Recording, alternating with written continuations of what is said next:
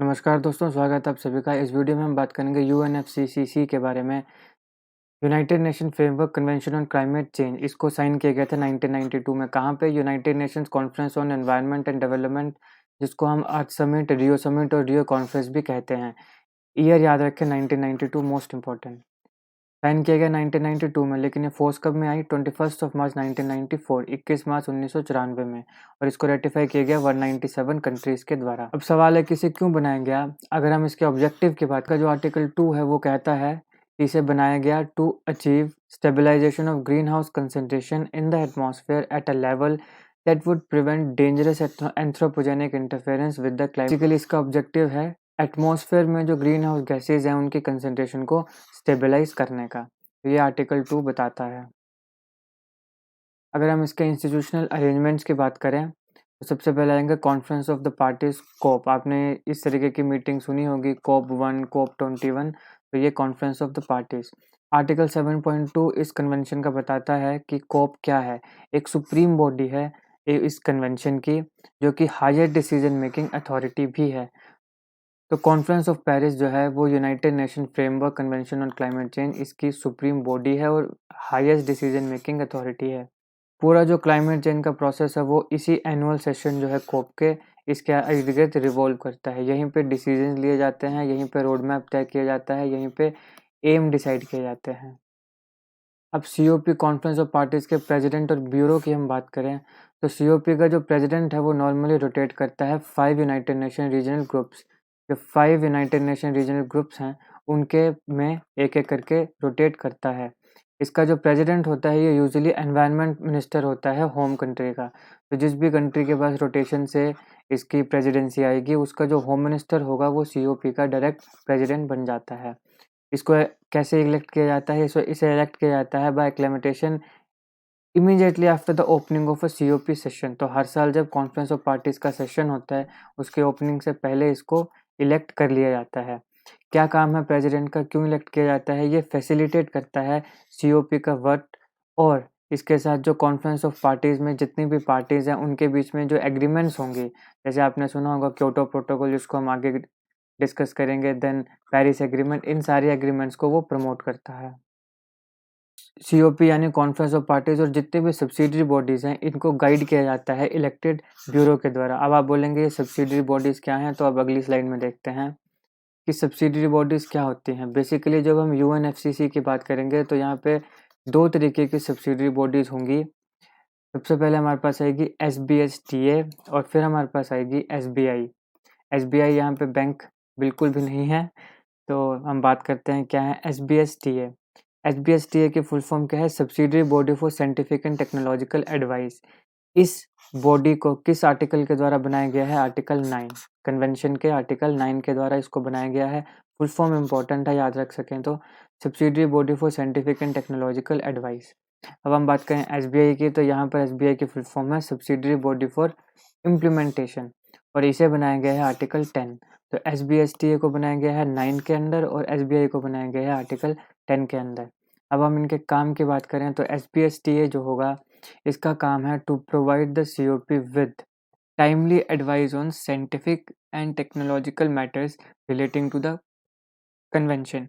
Convention से related के जितने भी साइंटिफिक और टेक्नोलॉजिकल मैटर्स में जो भी एडवाइस चाहिए वो एडवाइस प्रोवाइड करेगा एसबीएसटीए। तो एसबीएसटीए का मतलब क्या है? साइंस और टेक्नोलॉजी। तो आप ये देख सकते हैं एस बी यहाँ एस से आ गया साइंस और टी से आ गया आपके पास टेक्नोलॉजी। तो साइंस और टेक्नोलॉजी के मैटर्स में जो भी एडवाइस होगी वो एसबीएसटीए प्रोवाइड करेगा कॉन्फ्रेंस ऑफ पार्टीज में। नेक्स्ट है एसबीआई। इसका काम है to assist the COP in the assessment and review of the effective implementation of the convention. तो जहाँ पर भी इसका इम्प्लीमेंटेशन किया जा रहा है पार्टीज के द्वारा, तो वहाँ पे उसको रिव्यू करना और उसको असेस करना, ये काम है हमारा यहाँ पर एसबीआई का। अगर हम सेक्रेटरीट की बात करें तो सेक्रेटरीट, जिसको क्लाइमेट चेंज सेक्रेटरीट भी कहते हैं, ये सीओपी, एसबी, ब्यूरो और अदर बॉडीज जो हैं जो सीओपी के द्वारा इस्टेब्लिश की जाएंगी उसको उनको सर्विसेज प्रोवाइड करेगा। तो बेसिकली जैसे आप नॉर्मल लैंग्वेज में देखिए, जो सेक्रेटरी होगा तो वो क्या काम करता है? वो अपनी सर्विसेज जिसका भी सेक्रेटरी वो प्रोवाइड करेगा। तो वही काम यहाँ पर होगा क्लाइमेट चेंज सेक्रेटरी का, कि जो और जितने भी यहाँ पर बॉडीज़ हैं उन सारों के ये सर्विसेज करेगा। अगर हम अदर बॉडीज़ की बात करें तो इसके अलावा कॉन्फ्रेंस ऑफ पेरिस जो है ये स्पेसिफिक टास्क के लिए कुछ बॉडीज़ को बनाती है। तो ये स्पेसिफिक टास्क बनाएगी, यानी कि इसके पास मान लीजिए कोई काम आया, कोई टास्क आया, इसने कुछ मेंबर्स की बॉडी बनाई, उनको भेजा कि भई ये काम करिए। जैसे ये खत्म हो जाएगा, काम करके आ जाएँगे, ये बॉडी खत्म। तो अदर बॉडीज़ में एक आता है कि ये स्पेसिफिक टास्क के लिए एक तरीके की बॉडीज़ बनाई जाती हैं।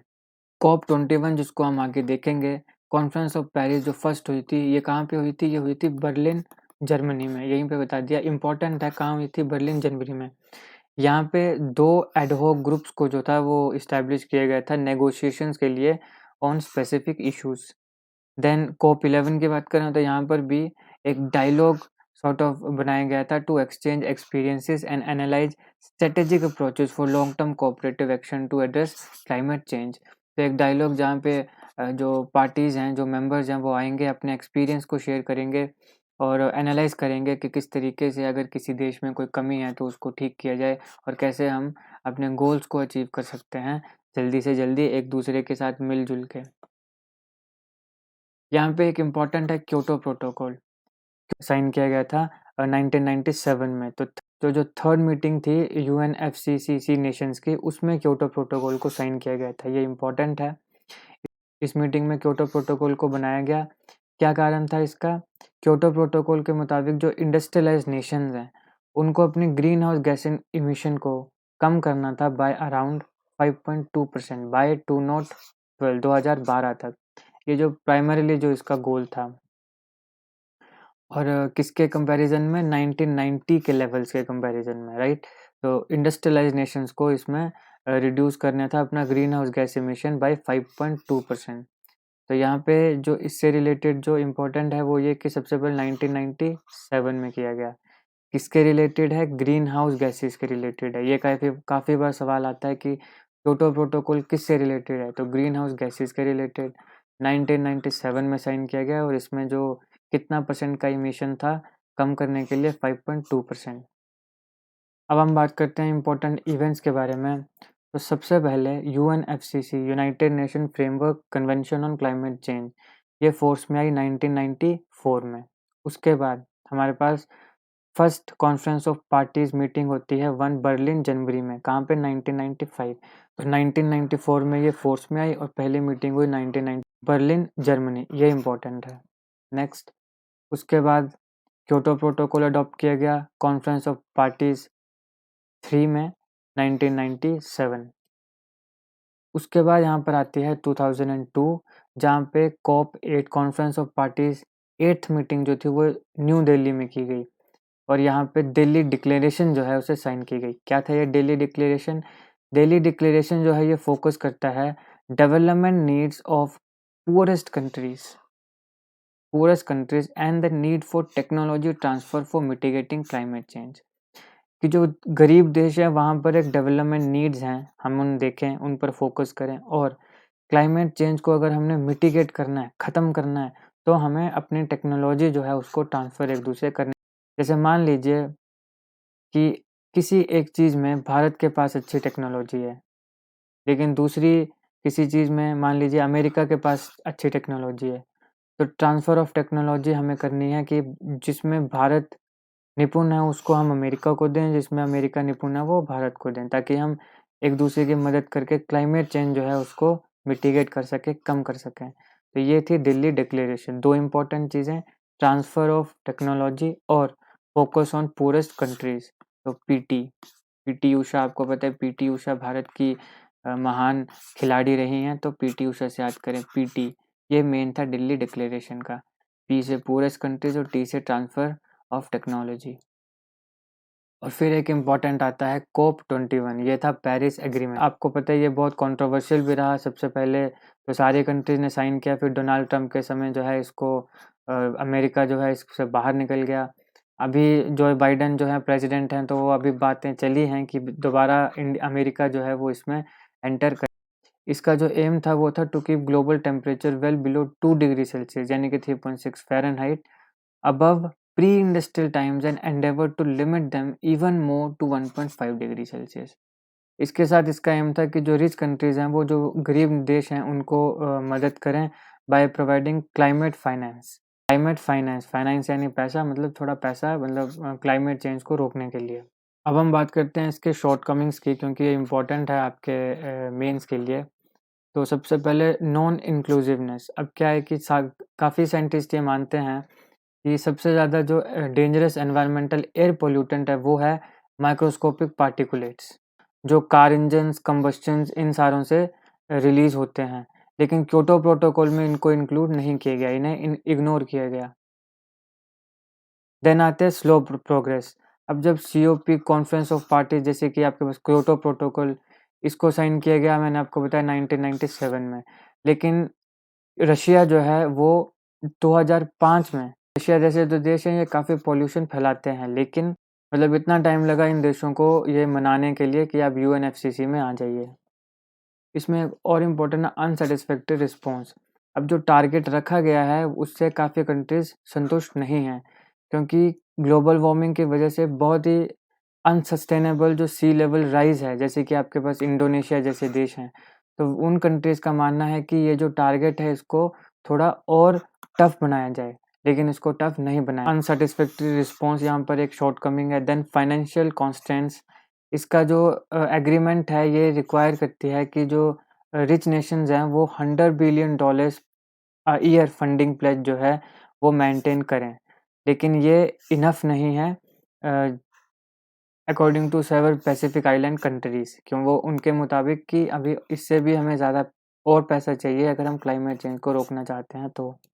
एंड देन जैसे मैंने आपको बताया नॉन बाइंडिंग एग्रीमेंट, इसमें क्या है कि बाइंड नहीं किया गया, जैसे कि अमेरिका ने पेरिस क्लाइमेट एग्रीमेंट से विथड्रॉ कर लिया। No enforcement mechanism. अब पेरिस एग्रीमेंट के मुताबिक हर कंट्री जो है वो खुद डिटरमाइन करेगी, प्लान करेगी और रिपोर्ट करेगी अपने एफर्ट्स को टू मिटिगेट ग्लोबल वार्मिंग। लेकिन मान लीजिए वो अपने एफर्ट्स या जो कंप्लायंस हैं उनको नहीं निभाती है, जो एग्रीमेंट में जो रूल्स बताए गए वो नहीं मानती है, तो क्या होगा, ज़्यादा से ज़्यादा नेम एंड शेम। उनका बस नाम लिया जाएगा कि ये देश जो है ये अच्छे से काम नहीं कर रहा है, लेकिन उससे क्या फ़र्क पड़ेगा। जैसे चाइना जैसे देश हैं, तो उनको कहाँ पे कोई फ़र्क पड़ रहा है। कोरोना वायरस के समय उन्होंने तो डब्ल्यूएचओ तक को स्टार्टिंग में आने तक नहीं दिया, इतने समय के बाद तो उन्होंने डब्ल्यूएचओ को अलो किया। तो ऐसे ढीठ देशों को क्या फ़र्क पड़ रहा है भाई इनका। तो नेम और शेम सिर्फ इसमें किया जाता है, तो जो इन्फोर्समेंट मैकेनिज्म है वो भी कुछ खास इसका नहीं है। लेकिन अब ऐसा नहीं है कि ये बेचारे बुरे ही हैं, थोड़ी अच्छी बातें भी कर लेते हैं इनके बारे में। तो हम बात करेंगे अचीवमेंट्स की। अब क्योटो प्रोटोकॉल के मुताबिक जो था, जो वेल्दी नेशंस हैं उन्हें एमिशंस को कट करना था, लेकिन ये एक बोन ऑफ कंटेंशन थी, तो इसको करेक्ट किया गया पेरिस एग्रीमेंट 2015 की। तो यहाँ पे हम यूएनएफसीसीसी इसकी अचीवमेंट्स के बारे में बात करें, ना कि किसी जैसे क्योटो प्रोटोकॉल या पेरिस एग्रीमेंट। इसमें क्या था कि जो क्योटो प्रोटोकॉल में कुछ लूप होल्स थे, तो पेरिस एग्रीमेंट में उसको ठीक करने का अपने से प्रयास किया गया। और United Nation framework convention on climate change, इसके काफ़ी ऐसे इनिशिएटिव्स हैं जिन्होंने एक पब्लिक अवेयरनेस जो है ये क्रिएट की है रिगार्डिंग क्लाइमेट चेंज, तो जो कि काफ़ी हाई है अगर हम 90s की बात करें। तो अभी 90s के दौर के कंपैरिजन में अभी जो हमारे लोग हैं, जो यूथ है, वो काफ़ी अवेयर है ड्यू टू यूएनएफसीसी इनिशिएटिव्स, तो ये एक काफ़ी अच्छी अचीवमेंट है। इसके साथ यूएनएफसीसी ने national adaptation programme of action के तहत जो प्लानिंग और इम्प्लीमेंटेशन है उस उनको कॉन्क्रीट किया है, उनको काफ़ी सुदृढ़ बनाने का प्रयास किया। और इस कन्वेंशन ने एक इनोवेटिव आइडियाज़ को भी हेल्प किया है क्रिएट करने में, जैसे कि क्लीन डेवलपमेंट मैकेनिज्म सीडीएम, जिसके तहत जो डेवलपिंग कंट्रीज़ हैं उनके जो प्रोजेक्ट हैं टू रिड्यूस एमिशंस, उन्हें क्रेडिट्स दिए जाएंगे और वो सोल्ड भी किए जा सकते हैं कंट्रीज़ को और कंपनीज़ को with commitment to reduce emissions. तो ये भी एक काफ़ी अच्छा पॉजिटिव इसका अचीवमेंट है।